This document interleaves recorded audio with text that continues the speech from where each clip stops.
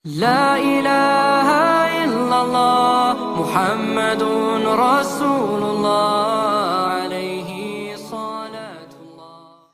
Assalamualaikum warahmatullahi wabarakatuh. Hai teman-teman semuanya, selamat datang kembali di YouTube channel aku, Chalky is Naira. Teman-teman, apakah teman-teman tahu? Ada satu kisah di zaman Rasulullah Shallallahu Alaihi Wasallam yang sangat menginspirasi dan bisa dijadikan contoh atau pelajaran untuk kita sebagai seorang wanita muslimah. Yaitu ini kisah tentang seorang perempuan yang bernama Siti Muti'ah. Siapakah dia? Siti Muti'ah adalah seorang perempuan yang pertama kali akan masuk surga setelah para ummul mukminin atau para istri-istri Nabi. Siti Muti'ah juga disebutkan yang nantinya juga sebagai wanita yang akan memegang tali kendaraannya Siti Fatimah radhiyallahu anha kelak di surga. Gimana sih ceritanya? Simak video ini sampai habis ya. Jadi teman-teman, dikisahkan atau diceritakan dalam sebuah hadis ketika itu Rasulullah Shallallahu Alaihi Wasallam pernah berkata kepada putrinya yaitu Siti Fatimah radhiyallahu anha. Beliau berkata, "Wahai Fatimah, maukah engkau kuberitahu siapa wanita yang akan memegang tali kendaraanmu kelak di surga?" Lalu Siti Fatimah menjawab, "Siapa wahai ayahku?" "Namanya adalah Muti'ah," kata Rasulullah Shallallahu Alaihi Wasallam. "Jika kamu ingin tahu amalan apa yang dia lakukan sehingga dia yang nantinya akan memegang tali kendaraanmu, maka cari taulah dan pergilah kamu ke rumahnya di seberang sana." Setelah itu, dengan rasa penasarannya, Siti Fatimah pun berusaha untuk mencari tahu dan berniat ingin pergi ke rumahnya.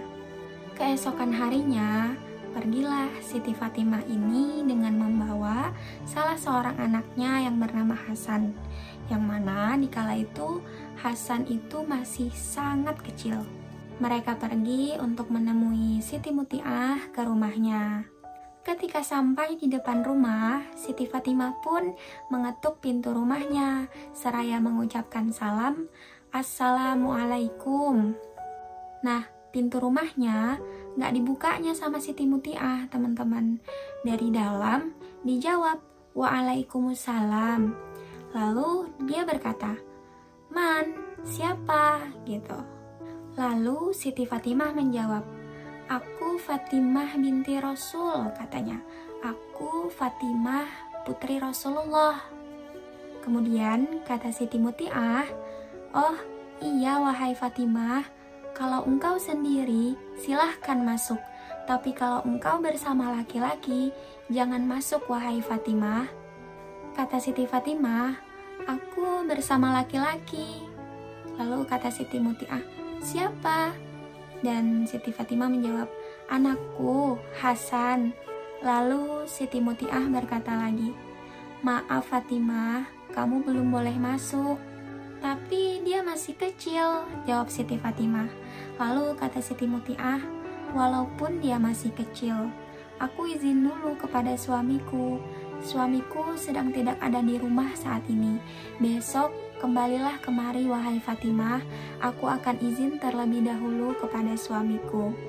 Lalu akhirnya Siti Fatimah pun mengiyakan dan kembali pulang ke rumah. Nah, keesokan harinya Siti Fatimah pun datang kembali ke rumahnya Siti Muti'ah dengan membawa dua orang anaknya, yaitu Hasan dan Husain. Diulang lagi dengan mengetuk pintu rumahnya dan mengucapkan salam, "Assalamualaikum." "Waalaikumsalam." "Siapa?" kata Siti Muti'ah. "Aku Fatimah putri Rasulullah," jawab Siti Fatimah. "Dengan siapa engkau wahai Fatimah?" tanya Siti Muti'ah. "Dengan kedua orang anakku, yaitu Hasan dan Husain." Lalu kata Siti Muti'ah, "Maaf Fatimah, kamu belum boleh masuk lagi." "Kenapa?" tanya Siti Fatimah. "Bukankah kamu sudah izin dengan suamimu?" Siti Muti'ah pun berkata, "Ya, tapi aku hanya mengizinkan Hasan saja, sementara Husain belum. Besok kembalilah lagi wahai Fatimah, aku akan izin dulu lagi dengan suamiku." Dan akhirnya Siti Fatimah pun mengiyakan lagi dan kembali untuk pulang lagi. Keesokan harinya lagi, Siti Fatimah dan kedua orang anaknya akhirnya diperbolehkan masuk karena sudah izin dengan suaminya. Nah, ketika Siti Fatimah sudah masuk ke dalam rumahnya, Siti Fatimah melihat atau memperhatikan Siti Muti'ah ini adalah wanita yang biasa-biasa aja gitu. Ahli ibadah bukan, ahli sholat bukan, ahli Quran juga bukan gitu. Dalam hati, Siti Fatimah masih bertanya-tanya gitu kan, amalan apa yang sebenarnya dia lakukan sehingga dia menjadi orang pilihan yang akan memegang tali kendaraannya Siti Fatimah ini. Sampai akhirnya Siti Fatimah melihat atau terfokus kepada 3 buah benda yang sepertinya ini menurutnya kayak sangat diistimewakan atau kayak sangat dijaga banget gitu oleh si Siti Muti'ah ini. 3 buah benda itu adalah cambuk, lap, dan gunting. Nah, dengan rasa penasaran, Siti Fatimah bertanya, "Wahai Muti'ah, 3 buah benda ini untuk apa? Sepertinya sangat kau jaga dan sangat kau istimewakan benda ini." Kata Siti Muti'ah, "Oh iya Fatimah, yang pertama lap. Lap itu biasa aku gunakan selalu untuk menghapus keringat suamiku yang dia habis pulang dari bekerja. Karena dari keringat itulah suamiku mencari nafkah untuk menghidupiku dan menghidupi anak-anakku." Lalu kata Siti Fatimah, "Oh, lalu cambuk ini untuk apa?"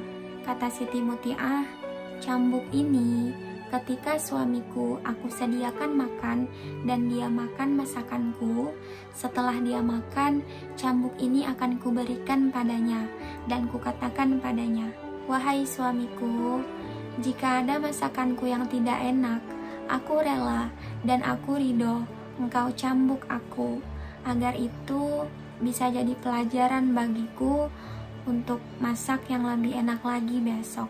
Mendengar itu, Siti Fatimah mulai memahami dan dia bertanya lagi, "Lalu gunting ini untuk apa wahai Muti'ah?" Jawab Siti Muti'ah, "Sebelum aku tidur, kuberikan gunting ini kepada suamiku dan kukatakan padanya, 'Wahai suamiku, jika dari pagi sampai sekarang ada perkataanku yang menyinggung atau menyakiti perasaanmu, aku rela dan aku ridho engkau gunting lidahku." Masya Allah, dimana kita temuin wanita seperti itu di zaman sekarang, teman-teman? Mendengar hal itu, Siti Fatimah sangat begitu kagum dengan Siti Muti'ah. Dari situ, Siti Fatimah pun memahami dan menemukan jawabannya, mengapa Siti Muti'ah menjadi orang pilihan atau wanita yang bisa mendapat derajat mulia di surga kelak. Masya Allah. Nah, dari kisah itu kita bisa ambil pelajaran, teman-teman. Perempuan yang pertama kali akan masuk surga setelah para ummul mukminin atau para istri-istri Nabi, yaitu adalah seorang perempuan yang sangat taat kepada suaminya. Ini pelajaran berharga banget gitu buat kita sebagai seorang wanita muslimah, apalagi khususnya untuk seorang wanita yang sudah menikah. Begitu besar hak atau kedudukan seorang suami itu kepada istrinya. Bahkan dalam sebuah hadis, Rasulullah SAW pernah berkata, "Seandainya aku akan memerintahkan seseorang untuk sujud kepada seseorang, maka akan aku perintahkan kepada istri untuk sujud kepada suaminya." Masya Allah. Taat kepada suami itu adalah salah satu sikap dari ciri-ciri wanita solihah, teman-teman. Ciri-ciri wanita solihah itu banyak. Salah satunya yang paling utama itu adalah apa kata Allah? Kata Allah adalah yang taat. Dia taat dan patuh kepada Allah Subhanahu wa Ta'ala dengan menaati suaminya dalam hal yang baik-baik.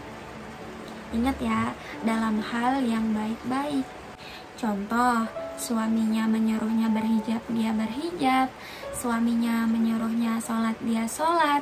Suaminya menyuruhnya dalam hal apapun itu, dalam hal yang baik-baik, dia selalu patuh dan taat untuk mengerjakannya. Itulah wanita solihah. Nah, begitupun sebaliknya, jika ada istri yang membangkang atau tidak taat kepada suaminya dalam menyuruhnya dalam hal yang baik-baik, itu bukan wanita solihah.